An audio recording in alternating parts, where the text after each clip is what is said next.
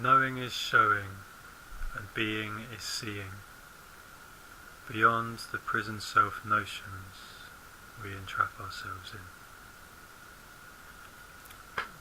These words that popped into my head symbolise the fact that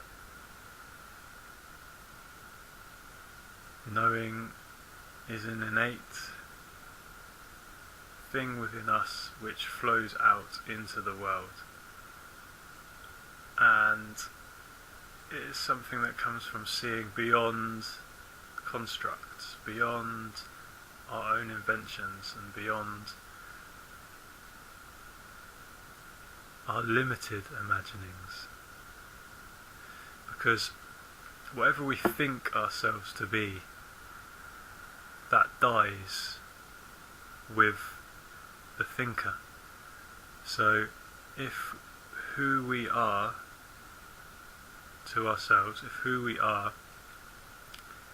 is only the product of what we think we are, if who we are is nothing more than a collection of thoughts melded together into an identity, then who we are dies when the thinker dies, when this limited body mind dies.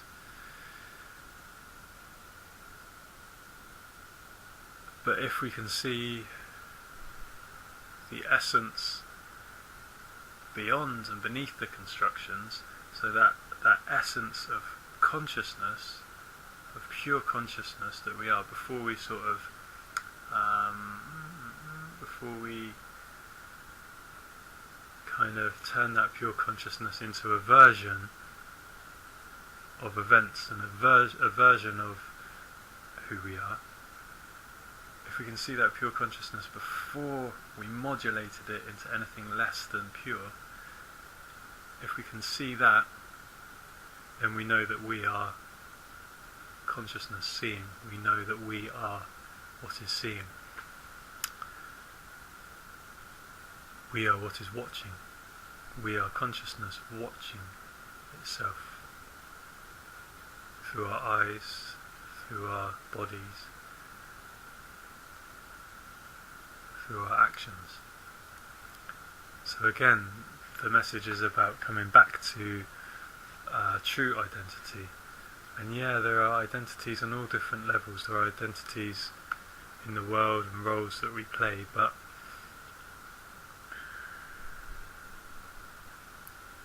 if we want connection to something that has meaning beyond and running through all of those roles, if we want something that brings it all together and brings all the fragmented pieces of our heart back together, then we have to look beyond the fragmented nature of thought, which is constructed from past experience, future projection,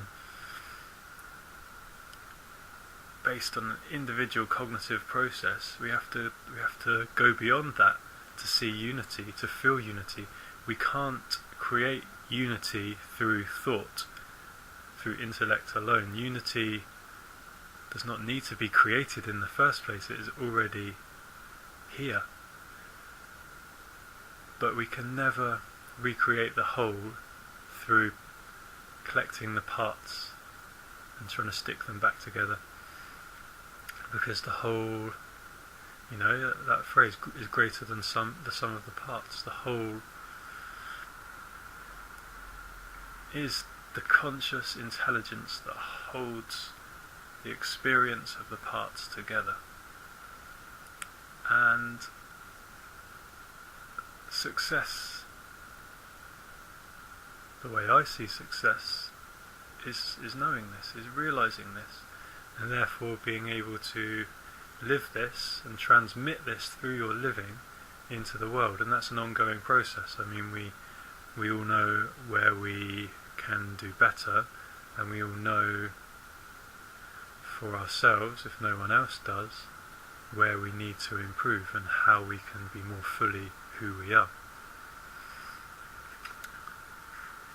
So I've written here, what is success but a dream away from yourself to somewhere else?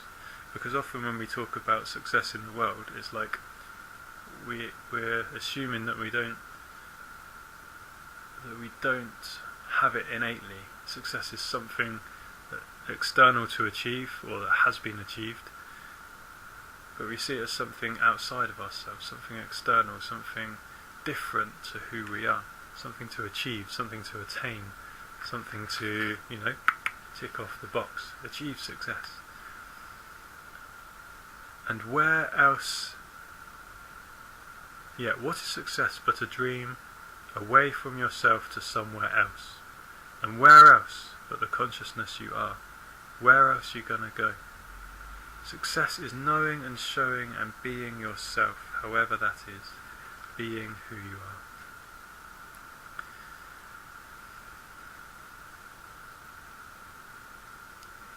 The present moment now is timeless and spaceless. It is all time and all space. So, when I talk about timelessness and spacelessness, you could see it as all that time was born from, or all that space was born from.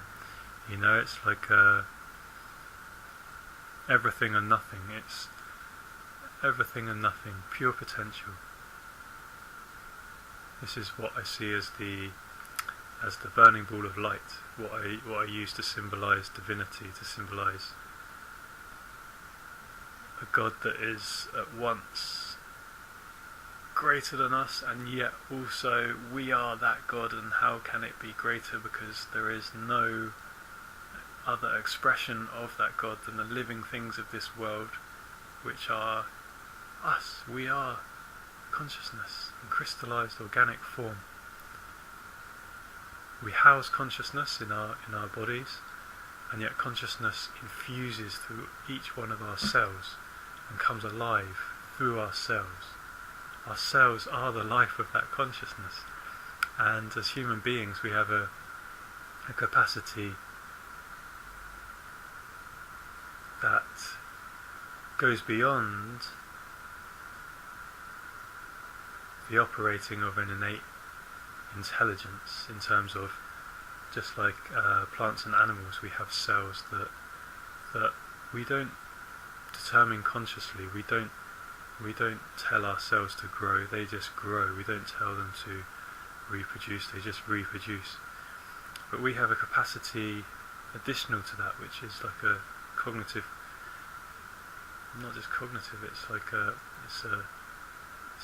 higher capacity of consciousness to reflect on itself, to understand itself, and therefore to come back to itself.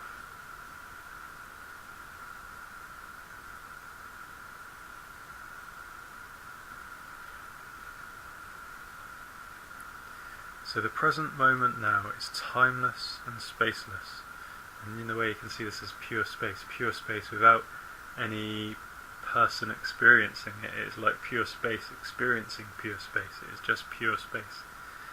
So this is the present moment. This is the present moment. And we are human beings who can access this moment as this moment runs through us. So no demarcations, borders or boundaries, no subject and object, no perceiver and perceived. Pure awareness as pure awareness. Can you be bodiless in infinite space?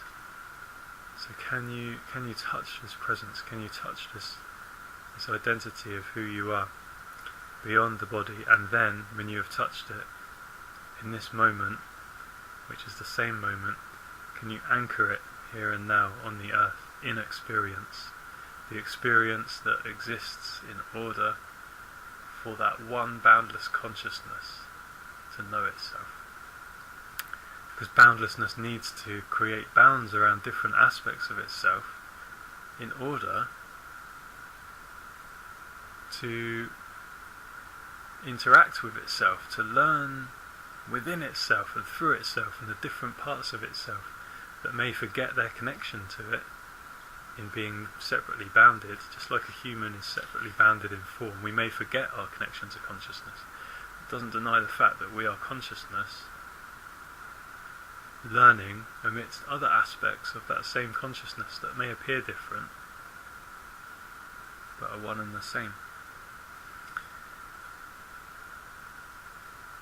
So what you experience as consciousness depends on the parameters you put around it.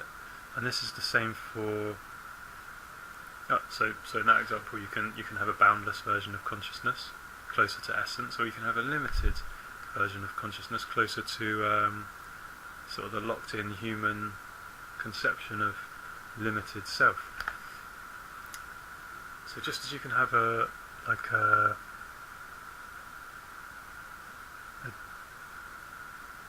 different idea of the parameters, you can place different parameters on consciousness, you can place different parameters on success. So what you experience as success depends on the parameters you live in. So how broad are your imaginings? How deep and wide are you seeing? Is success, the accumulation of things and money and power for what you conceive as your only interest as a limited individual body-mind self? Or is success seeing that limited body-mind self is in relation to other limited body-mind selves, and further, those limited body-mind selves are just expressions of the one unlimited self? So is success something else? Is success aligning to the broader, deeper, wider, beyond time, space? It's difficult to describe it. Essence, who you are. Is success aligning to this and living from this point?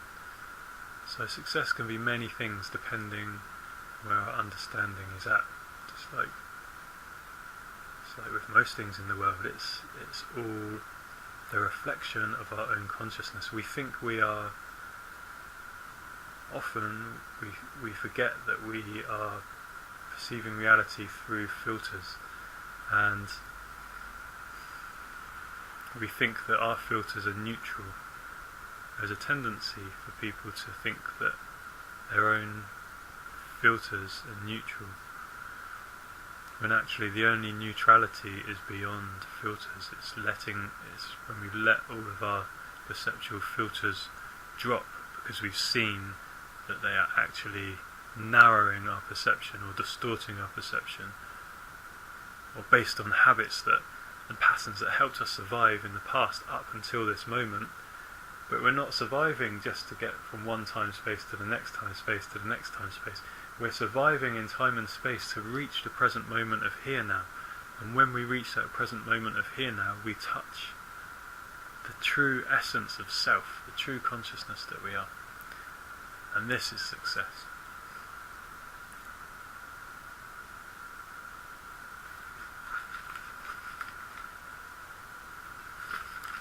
Okay. So the journey is in making steps. The journey is in making steps.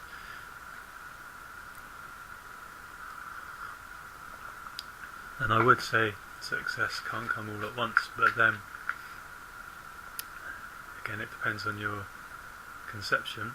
But if you see success as infinite consciousness, all it takes is that moment, this moment, for you to see that you are that, and you have innate value, and there's nothing you need to do, nowhere you need to go in order to prove that value.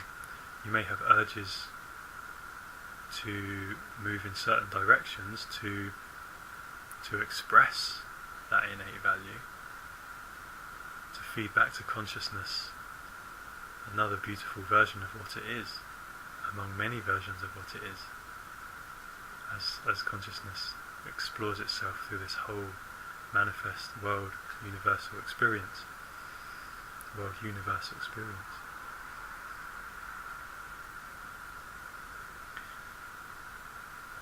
So yeah, just like spiritual realization, all you need is now, but we need time and space in order to chip away at our illusions, I suppose, chip away at our misunderstandings about ourselves in order to return to that present moment. So that's a paradox, in as much as we we don't need time and space because we are always here now, ever present. But we do need time and space because we don't realise our ever presence. We don't realise that.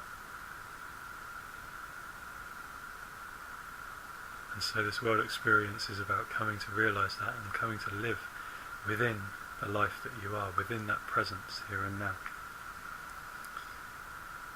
You are all, but you realise that, you realise this in stages, across the ages.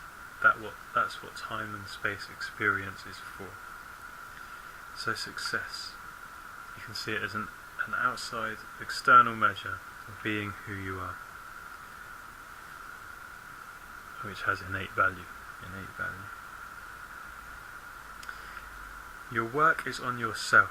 You are the self working back to yourself. And spirituality, you could see it, I suppose, when we talk about stripping away what you are not in order to come back to who you are. You could see it as self-effacement. So is spirituality this sort of self-effacement? Well, actually, or is it this self-effacement? Are we effacing self to come to something else? Or is it self-embracement? And again, it depends on how you see self. If you realise that you're only sort of chipping away at what is not you, then it's not self-effacement at all. You're uncovering yourself. But if you are if your consciousness is entrained and embroiled in sort of illusions of what yourself is, and you think yourself is in various, you've invested yourself in various externalities, then stripping away those externalities may seem like effacing yourself. But ultimately, it's a process of self-embracement, of embracing who we are, of stripping away who we are not to embrace who we are. So we strip the ego to find the truth, and then living life to affirm it. So this is why we're doing it. It's not like some dry process. We're doing it in order to live more fully the life that we are. So, I mean, how can we achieve success if we don't know what we're here to achieve? You know, okay. So we're also in reaching this success. It's like or in being this success, it's like an expanding sense of self, which is happening at the same time as dissolving time-space boundaries. So as time-space boundaries dissolve, as you realise that the constructs that the walls we place around ourselves and each other, which we've done to create an identity, as we really try and discover the essence of that identity, those walls begin to fall down, and you realise there is no difference between what you put inside these walls and what you put outside these walls. It's one self. And so dissolving time-space boundaries as the walls come down, there is this expanding sense of self, which is the same process, if you like. It's the same thing happening. As time-space dissolves, the sense of self expands. As the sense of self expands, time-space is dissolving. And of course, time-space is where we have a limited sense of who we are. And essence is where we really are. So this expanding sense of self is away from limitation and into essence. And within that process there is expanding and contracting. We have periods where we go out, we kind of are alive with the life that we are. We're full of this consciousness streaming through us. At other times it's like, we've gone out so far and we've experienced such beauty. It's like the world brings us back in again. It's like in and out, constant in and out. It's the pump that keeps life moving. Life is, in essence, is this pure potential is beyond vibration. It's stillness, it's pure stillness, pure essence, pure love, pure potential. But it seeks to move in and out in order to know itself, because there's stillness, there's oneness, there's essence, there's pure love, pure consciousness, pure energy. There is no movement, there's nothing happening. And conscious seeks happening in order to know itself. So expanding sense of self, dissolving time-space boundaries, we come to spirit space, we are.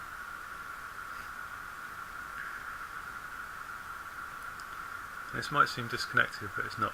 Any comment on society or on another person is a comment on yourself. So,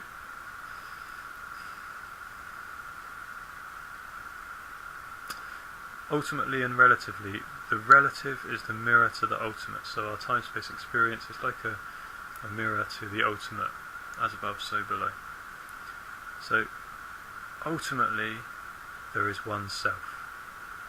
So this what I said, any comment on society or on another person is a comment on yourself. So if we look at that in ultimate terms, there is just one self. So if one part of that self comments on another part of that self, it's all one self just commenting, So in ultimate terms, whatever oneness says about oneness, it's not saying it about another, it's saying it about itself. And we can look at that on relative terms as well. So if someone,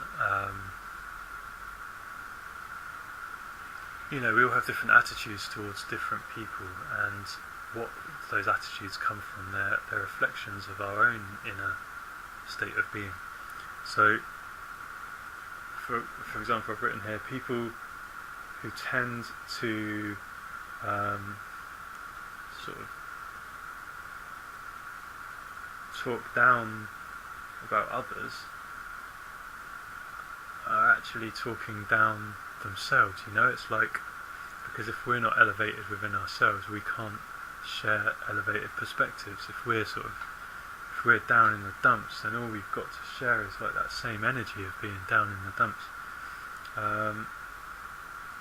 Someone talking of someone else's anger is usually angry. It's like it's like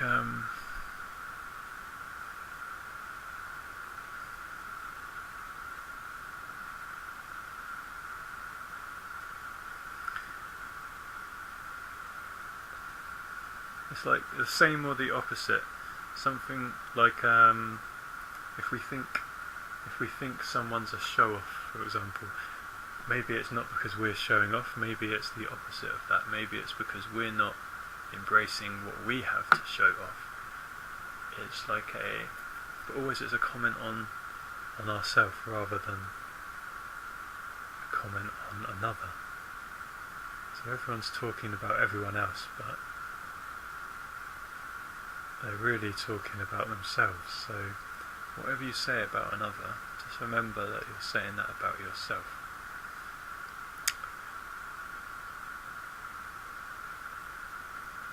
So learn to see what yourself is, and I think then we can truly interact with others from a place that is unitive rather than divisive.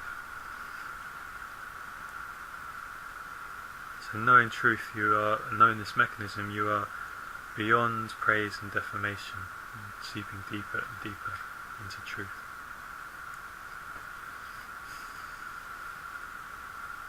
So success in this sense is, again, in all senses, is coming to know who you are and coming to know the mechanisms behind how you operate.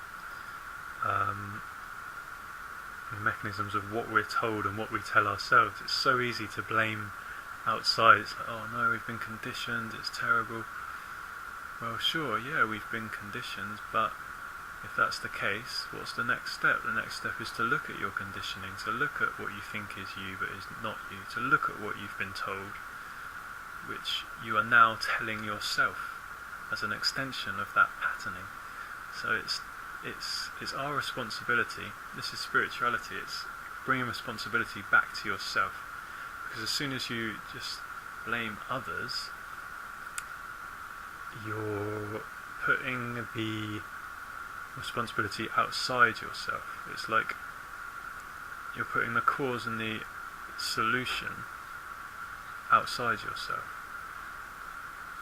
when actually it's about seeing that it all emanates from you. If you notice something, an attitude within you towards someone who's done something negative towards you, well, that negative thing has happened, it's done, it's finished. What is continuing is the attitude within yourself. So however difficult it may be, it's about coming back to yourself and looking at your own mechanisms, your own processes, your own filters, your own understandings, because that is how you modulate the consciousness you are. That is how you are bringing into effect your reality out of pure potential, capital R reality, you know.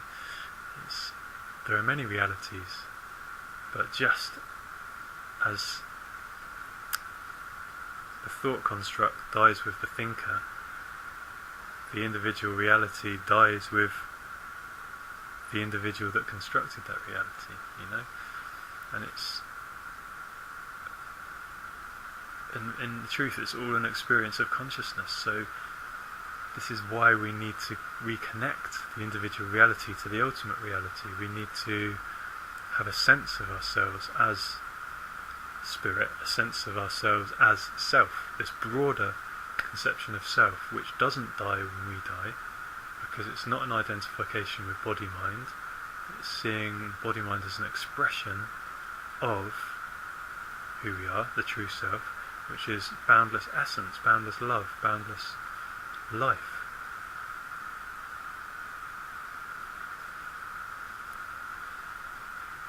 And boundlessness is where truth is told, and we are the telling of it. Love is creating, that's all that's happening. Where do you stand in that? Where do you want to be in that?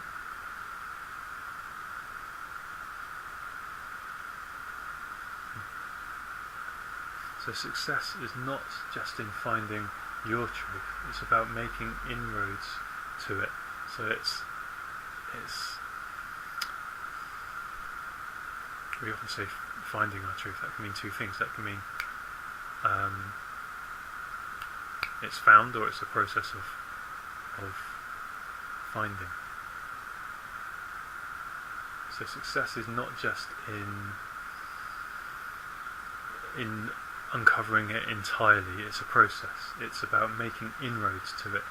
So it takes time and space. And like I said, the paradox, you have it all already, because you are it all already. Isolated in time and space, we need to remember oneness to share of it. Otherwise we shut down. You know, it's like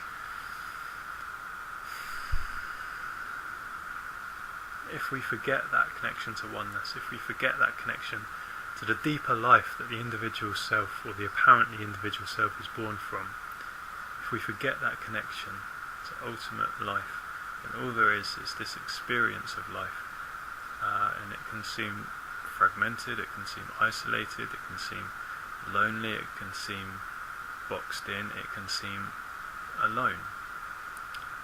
And where can you go with this? This conception of self is a self that is at once a limit and is limiting. And it is only in existence because our minds hold it in existence. Because our conceptualization of self is limiting boundless self to such a limit that it has actually lost and disconnected itself from essence. In one sense, the more we box ourselves in, the more we articulate and define ourselves, the more fine, the more kind of focused and in particular our experience can be. So it's all happening for a reason. Consciousness wants to learn about itself through ever fine branches. You've got the trunk, you've got thick branches, thinner branches, thinner branches.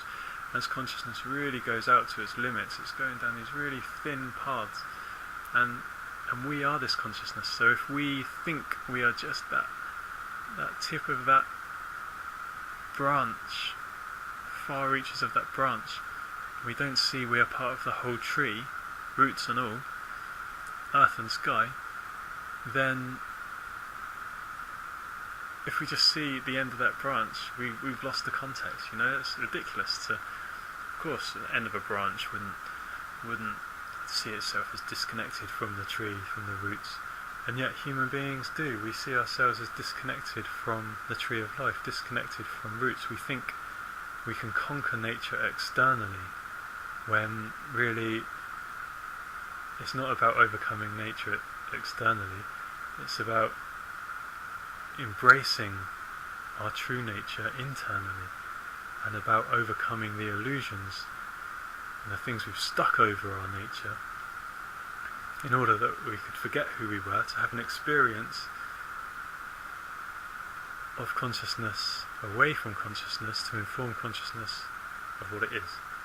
Because consciousness needs to be informed of what it is, because pure oneness can have no experience. So pure oneness splits apart experiences, comes back in, and pure oneness holds it all together. Pure oneness holds it all together,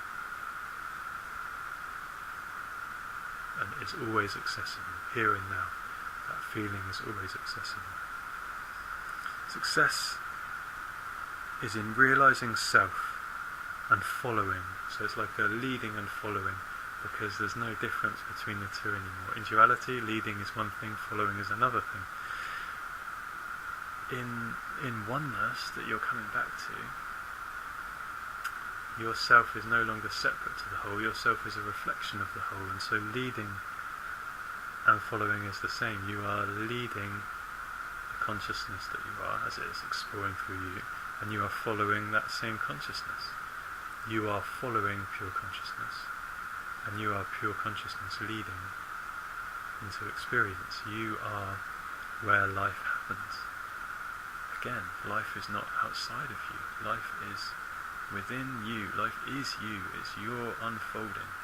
And success is aligning to this unfolding, rather than forgetting it is happening, and rather than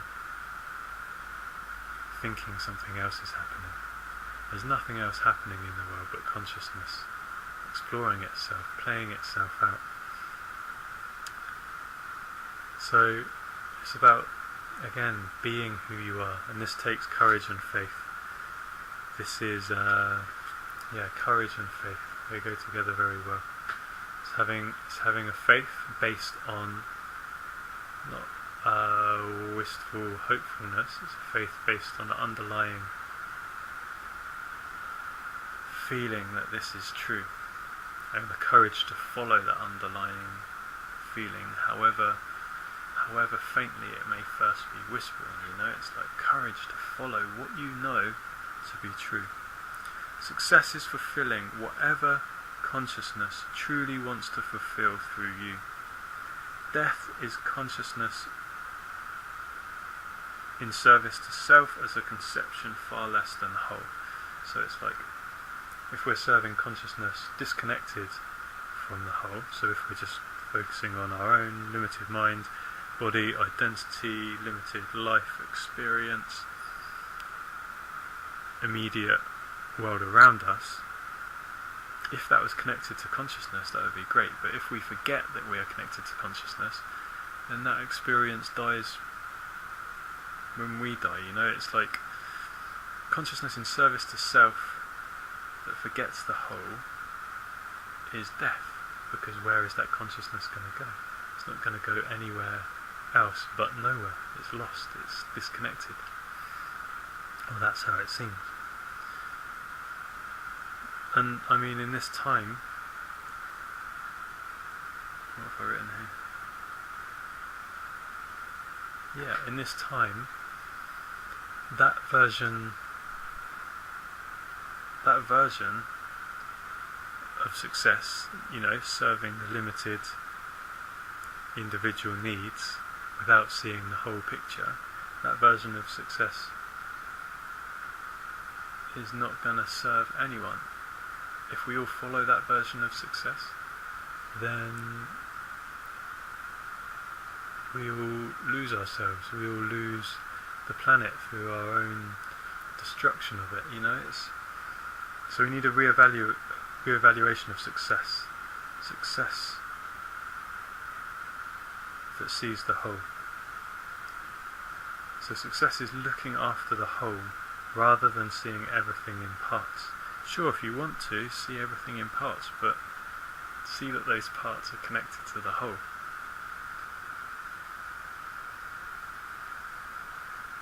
And this is a good point. As parts only, there are no solutions. So all the things that may be conceived as problems in the world, they are the result of only conceiving ourselves as parts, of not seeing the whole. So that Einstein quote or something, quote attributed to Einstein, that you can't solve a problem with the same consciousness that created it. We need to step up our consciousness in order to solve the world's apparent problems. We need to step up. We need to step up. Life is a stepping up. It's stepping up to who we are, to ourselves. So the only way is a greater understanding of the greater consciousness we are.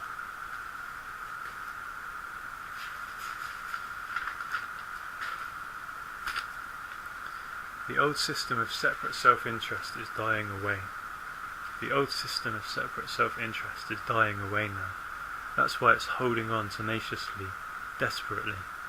But as we reach the limits of this system, and it's not just an external system, as I'm saying, it's an internal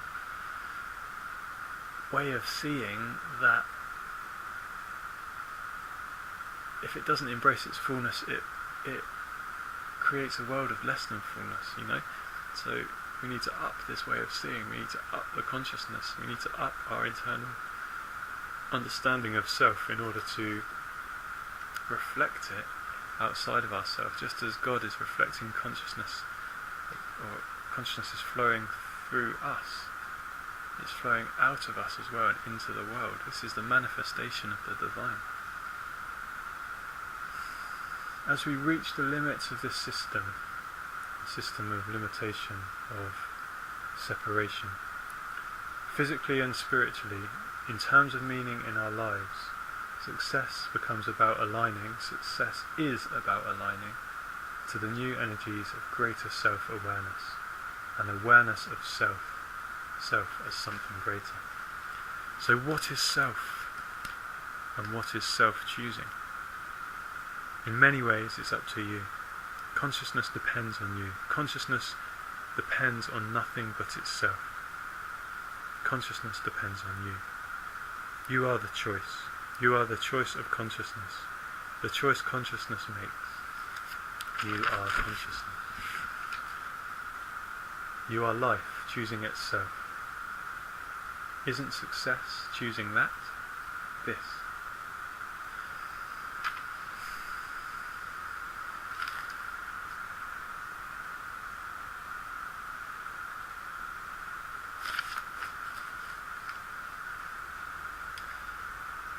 And finally I've written, modulate consciousness as you will. You do anyway. That is what is happening here. So we are determining how consciousness expresses itself, and at what frequency, at what level, at what fullness of understanding of itself.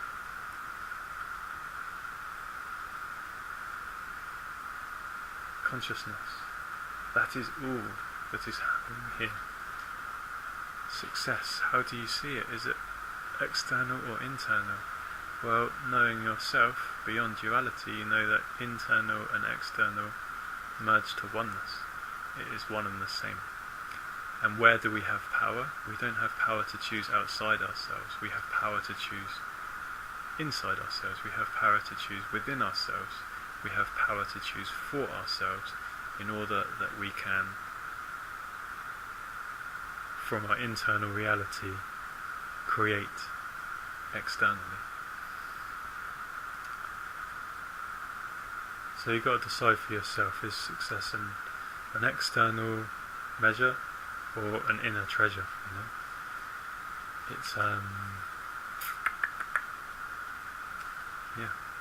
It's up to you. It's all up to you. It's all up to you. See you are the seeing. Know you are the being you are.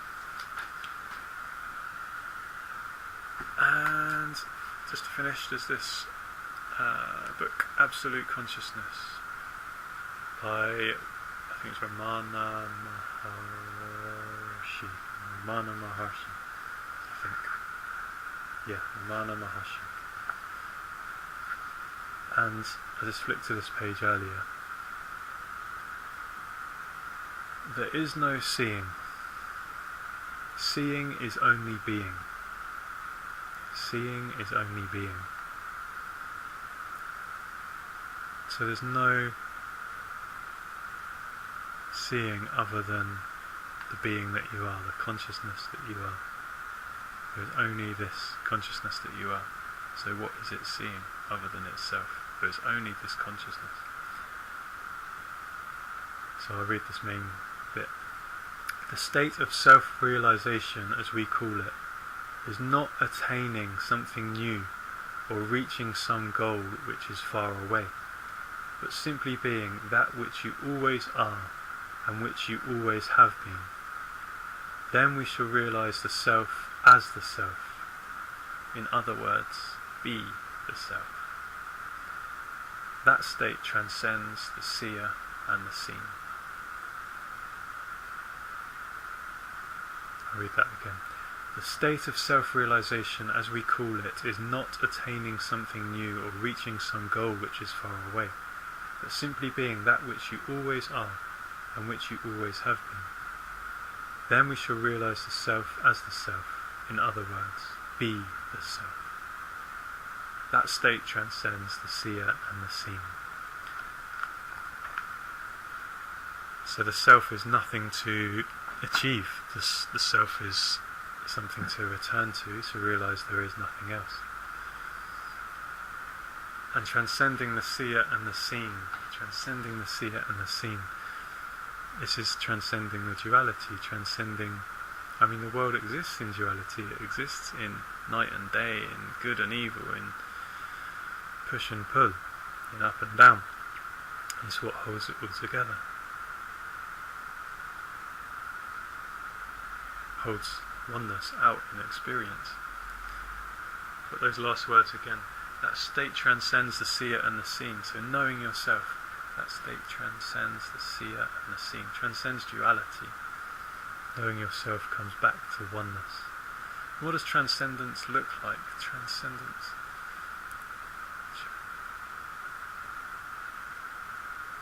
This state transcends the seer and the seen.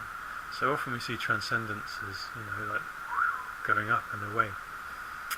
But when you realise there's all one consciousness, where does it go up and away to? It doesn't go up and away, it is here and now. So transcending the seer and the seen, transcending the duality, it's about closing the duality back to here now, bringing it all back to here now, because it's not transcending duality and going somewhere else. There's nowhere else to go. You are the consciousness you are. So this transcending duality, transcending seer and seen, subject and object, inside and outside. This transcending is the unity of spirit and matter, the unity of physical experience in time and space, and the unity of unmanifest consciousness, divine, burning ball of light, whatever you want to see it as. So transcending is about overcoming the duality, about embracing the duality into oneness, and oneness exists nowhere but in you. Life is nowhere but in you, and oneness is everywhere. Life is everywhere, but where do you experience it? Where do you experience it? And this is the point. You experience life where you are. And embracing that experience, however it is success. Because when you embrace who you are, when you follow who you are, you can become more who you are. The process of becoming in time and space is the process of being here now. Wherever you are anchoring time and space by being present here now within time and space. And this is success. Presence to being, presence to who you are, and presence to seeing, beyond the see it and the seeing, that all there is here now, and you are that.